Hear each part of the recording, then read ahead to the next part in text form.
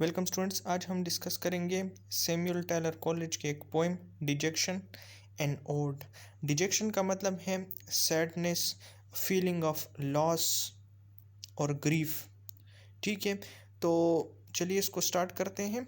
जो starting lines हैं तो ये बेसिकली ये लिए गए हैं ballad of sir Patrick Spence से। जब किसी पोएम में किसी दूसरे पोएम से लाइंस लिए जाते हैं और उसके स्टार्ट में लगाए जाते हैं तो उसे एपिग्राफ कहा जाता है। तो इन लाइंस को एपिग्राफ कहते हैं।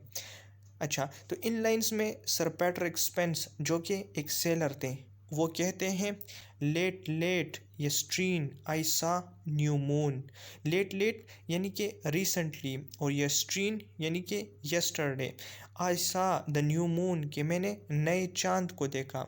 With the old moon in her arms जिसकी बाहों में ओल्ड मून था। And I fear my master dear we shall have a deadly storm.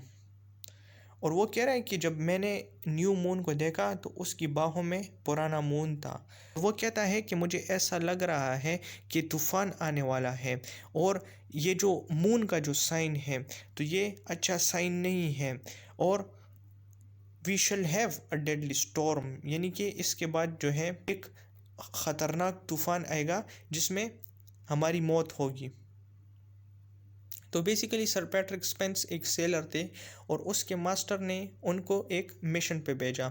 Sir Patrick Spence जो थे तो वो डरे हुए थे और उन्होंने जब इस मून के साइन को देखा तो उन्हें अंदाज़ा हो गया था कि मौसम ठीक नहीं है और तूफ़ान आएगा, लेकिन इसके बावजूद जो है तो वो उस सफ़र पे चला गया। अब इन लाइंस में टेलर कॉलेज कहते हैं, वेल इफ़ द बार्ड का मतलब है पोएट या speaker, was weather wise who made the grand old ballad of Sir Patrick Spence this night so tranquil now will not go hence। तो यहाँ पर कॉलेज कहते हैं कि जिसने ballad of sir Patrick Spence लिखी है, अगर उसको वेदर के बारे में इंफॉर्मेशन थी तो इसका मतलब ये है कि मैं जो नज़ारा कर रहा हूँ, मैं जो मौसम देख रहा हूँ तो ये भी बहुत जल्द ख़राब होने वाला है।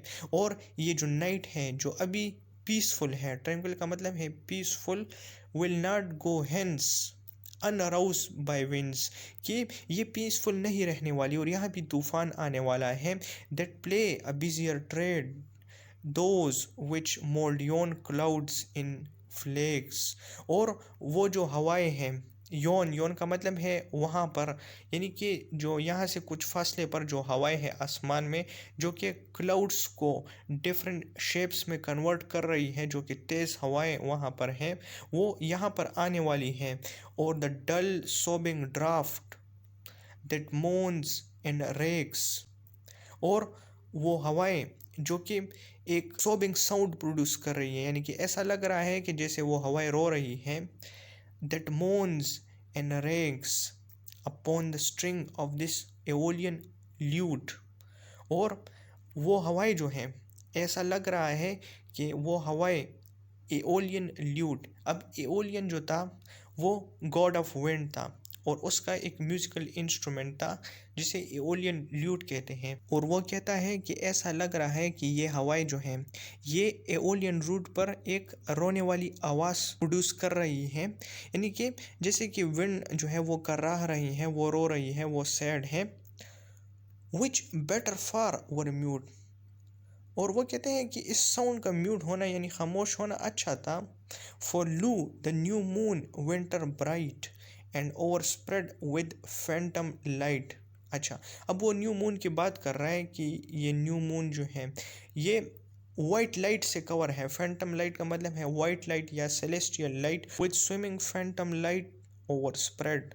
और इसकी जो वाइट लाइट है तो ये हर जगह फैली हुई है और स्प्रेड है, but rimmed and circle by thread. Rimmed basically outline को कहते हैं, यानी कि मून के जो इर्द गिर्द जो आउटलाइन इस तरह होता है उसे रिम्ड कहते हैं। तो वो कह रहे हैं कि ऐसा लग रहा है कि ये जो न्यू मून है इसके गिर्द एक सिल्वर थ्रेड की तरह एक आउटलाइन बना हुआ है। I see the old moon in her lap. और वो कह रहा है कि मैं उसके लैब में न्यू मून देख रहा हूँ। यानी कि अगर आप मून को देखिए, जो न्यू मून जिस तरह इस तरह सा होता है, तो उसके इर्द गिर्द इस तरह से सिल्वर कलर का जो डिम डिम नज़र आता है, जिसको आप ज़रा गौर करेंगे तो फिर आपको नज़र आएगा। और इसके बीच में इस तरह ये जो न्यू मून होता है जो पतला सा होता है, तो ये बेसिकली उस सीन की बात कर रहे हैं। फोरटेलिंग, फोरटेलिंग का मतलब है प्रिडिक्शन करना। The coming on of rain and squally blast, यानी कि ये जो मंजर है ये प्रिडिक्शन कर रहा है आने वाले तूफ़ान की। एंड स्क्वेली ब्लास्ट यानी कि जो फास्ट मूविंग विंड्स हैं, हवाओं का जो तूफ़ान होता है, और रेन बारिश की। And O that even now the gust were swelling, और वो कह रहे हैं कि अभी जो हवाएं हैं वो यहाँ पर काफ़ी तेज़ हो गई हैं। And the slant shower driving loud and fast. अच्छा, अब स्लांट शावर यानी कि जो बारिश यहाँ पर हो रही है वो सीधी नहीं हो रही, बल्कि वो एक एंगल पे हो रही है। यानी कि वो बारिश टेढ़ी बारिश है, यानी कि काफ़ी तेज़ बारिश है और वो सीधी नहीं है, वो टेढ़ी है, वो एक एंगल पे है। दो sounds which often have raised me whilst they awed and sent my soul abroad might now perhaps their wanted impulse give, might startle this dull pain and make it move and live। अच्छा, इन lines में वो ये बात कह रहा है कि जब भी ऐसी कंडीशन पहले होती थी तो ये मौसम जो होता था ये मेरे अंदर एक इमेजिनेटिव फीलिंग पैदा करता, और ये इस तरह का मौसम मुझे काफ़ी इंस्पायर करता। And sent my soul abroad, यानी कि मेरे अंदर काफ़ी ज़्यादा क्रिएटिव आइडियाज़ पैदा होते। लेकिन अभी क्या हो रहा है, अभी ऐसा हो रहा है कि ये मौसम जो है, ऐसा लग रहा है कि ये मौसम जो है तो ये मेरे अंदर जो डल पेन है ये उसको और भी ज़्यादा एक्टिव करेगा। Make it move and alive, यानी कि वो कह रहा है कि मेरे अंदर काफ़ी ज़्यादा पेन है, मेरे अंदर काफ़ी ज़्यादा गम है, तो ये मौसम जो है ये उस दर्द को और भी ज़्यादा एक्टिव करेगा। क्योंकि अब ये पैसिव है, लेकिन जब ये मौसम आएगा तो ये उसको और भी एक्टिव करेगा। लेकिन इससे पहले ऐसा नहीं होता था, इससे पहले जब ऐसा मौसम आता था तो मैं और भी ज़्यादा एक्टिव होता था। Grief without a pang void dark and drear. अच्छा, ग्रीफ कहते हैं सैडनेस को या सॉरो को, एक फीलिंग ऑफ लॉस को। विदाउट अ पैंग, पैंग कहते हैं फिजिकल पेन। वॉइड, वॉइड का मतलब है एम्प्टी, डार्क एंड ड्रियर। स्टिफल्ड, स्टिफल्ड यानी कि सफोकेटिंग, दम घोटने वाला। ड्राउजी, अनइम्पैशन्ड ग्रीफ, अनइम्पैशन का मतलब है unemotional. Which founds no natural outlet no relief. अच्छा, वो कह रहे कि मेरे अंदर जो ये फीलिंग ऑफ लॉस है, मेरे अंदर जो उदासी है, तो ये इस तरह है कि इसके अंदर कोई फिजिकल पेन मुझे महसूस नहीं हो रहा। ये एक डार्क है, एक ड्रियर यानी कि एक फियरफुल, एक खौफनाक सी फीलिंग है मेरे अंदर, और ये अनइमोशनल है। और विच फाइंड्स नो नेचुरल आउटलेट, यानी कि मैं इसको एक्सप्रेस नहीं कर सकता। नो रिलीफ, और कोई रिलीफ भी मुझे नहीं मिलती। इन वर्ड्स साई और टी, कि अगर मैं रो लूँ या मैं इसको एक्सप्रेस कर लूँ तब भी मुझे आराम नहीं आएगा। O lady in this wan and heartless mood. अच्छा, अब यहाँ पर वो एक लेडी से मुखातिब हो रहा है। अच्छा, ये लेडी जो है तो ये सारा हचिनसन है, जिससे कॉलेज बहुत ज़्यादा लव करते थे लेकिन उनसे इनकी शादी नहीं हुई। तो उसमें कह रहे कि इन this wan and heartless mood, उससे कह रहे कि ओ लेडी मैं इस गमज़दा और उदास मूड में हूँ। To other thoughts by yonder throstle wooed all this long evening so balmy and serene. अच्छा, वो कह रहा है कि मेरी जो अटेंशन थी, मेरे जो थॉट्स थी, उसको एक थ्रोसल, थ्रोसल एक सिंगिंग बर्ड होता है, कि वहाँ पर, यानी कि योंडर का मतलब है उधर, एक थ्रोसल परिंदा था, उसने मेरे थॉट्स को डिस्ट्रैक्ट किया। All this long evening so balmy and serene, balmy यानी कि जेंटल एंड सीरीन यानी कि पीसफुल। और वो कह रहे कि ये इवनिंग जो है जो कि काफ़ी ज़्यादा जेंटल और पीसफुल है। Have I been gazing on the western sky, कि मैं इस इवनिंग में वेस्टर्न स्काई को मैं देख रहा था। And it's peculiar tint of yellow green, और उसका जो ये ख़ास या जो डिफरेंट या जो स्ट्रेंज कलर है येलो ग्रीन का, मैं उसको देख रहा था। एंड स्टिल आई गेज, और मैं अभी भी देख रहा हूँ। With how blank an eye, blank and eye का मतलब है कि मैं कुछ फील नहीं कर रहा, यानी कि मैं इतने खूबसूरत सीनरी को देख रहा हूँ लेकिन ऐसा लग रहा है कि मैं कुछ भी नहीं देख रहा। In those thin clouds above in flakes and bars, flakes यानी कि फ्लैटन शेप में जो क्लाउड्स होते हैं, एंड बार्स यानी कि सिलेंड्रिकल क्लाउड्स, क्लाउड्स की शेप की बात कर रहे हैं। That give away their motion to the stars. अच्छा, अब यहाँ पर वो कह रहे हैं कि जो क्लाउड्स हैं वो स्टार को मोशन दे रहे हैं।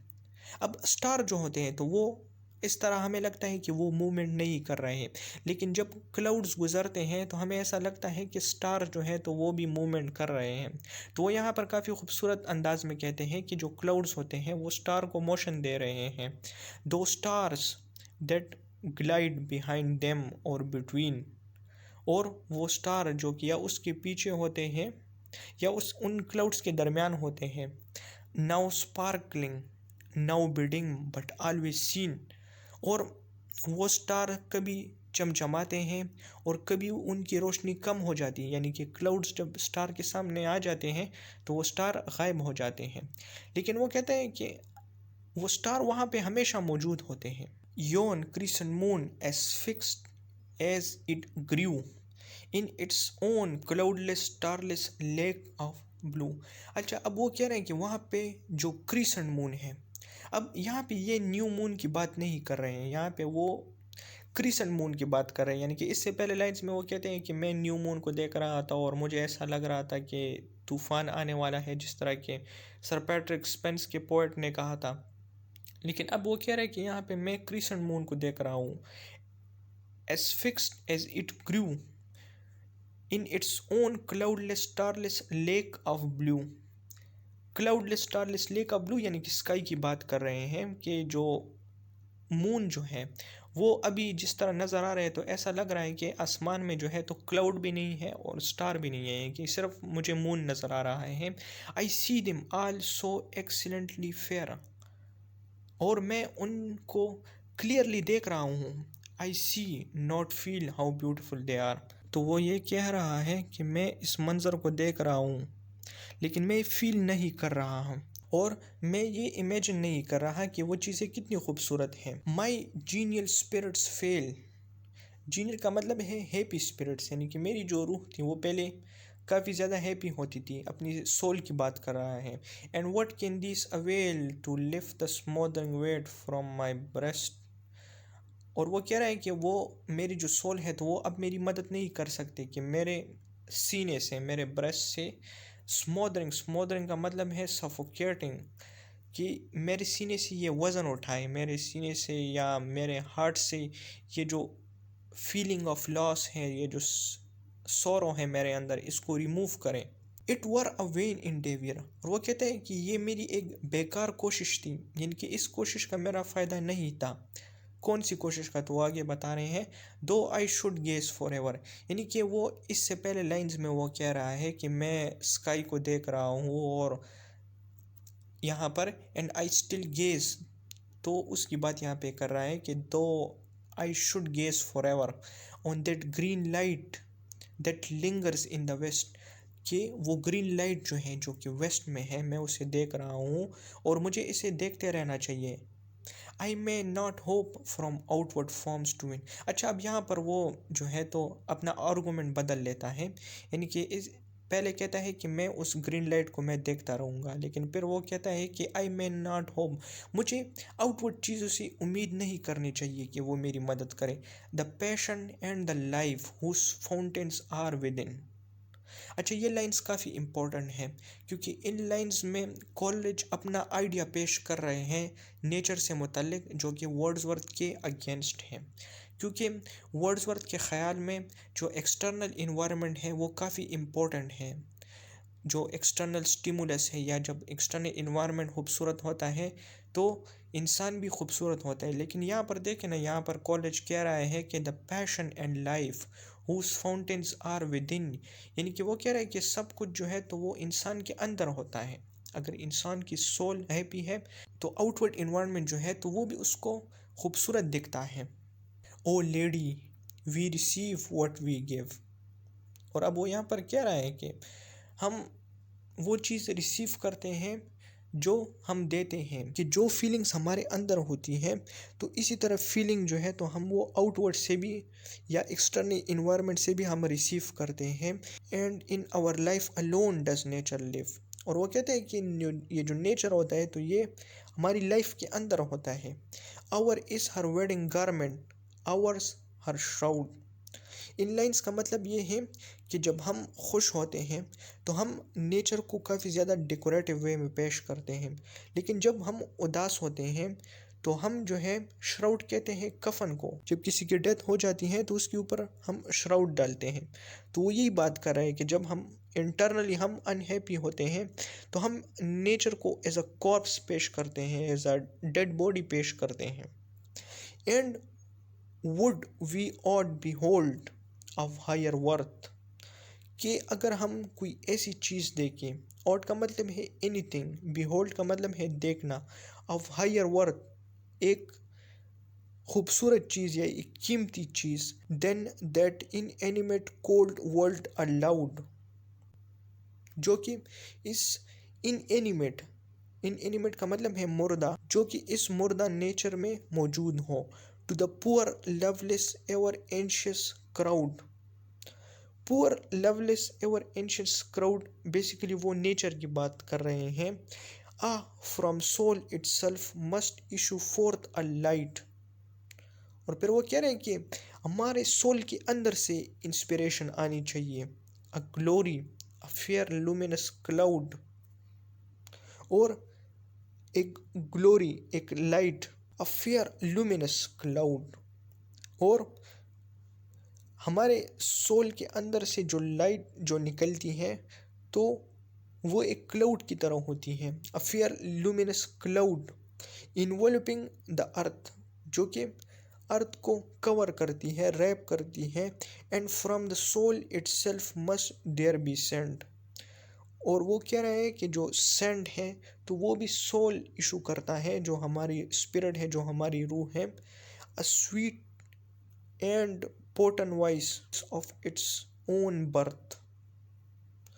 और जो खूबसूरत आवाज़ है नेचर की बर्थ की, of all sweet sound of life in element. यानी कि सिंपल वर्ड्स में वो ये बात कर रहा है कि जो इंटरनल फीलिंग है इंसान के अंदर, जब वो ठीक होगी, जब वो इंसान इंटरनली हैप्पी होगा तो एक्सटर्नल इन्वायरमेंट भी उसको हैप्पी नज़र आएगा और वो जॉय महसूस करेगा। लेकिन अगर एक इंसान अंदर से ही गमज़दा है तो बाहर की जो दुनिया है तो वो भी उसके लिए गमज़दा दिखेगी, और वो जो है तो वो कुछ भी फील नहीं करेगा, ना वो सेंट फील करेगा, ना वो खूबसूरत कलर्स को देखेगा, ना वो लाइट को देखेगा। ठीक है, तो इससे आगे पोएम जो है तो वो मैं इसके दूसरे पार्ट में डिस्कस करूँगा। Thanks for watching my video. If you have any question please ask in the comment.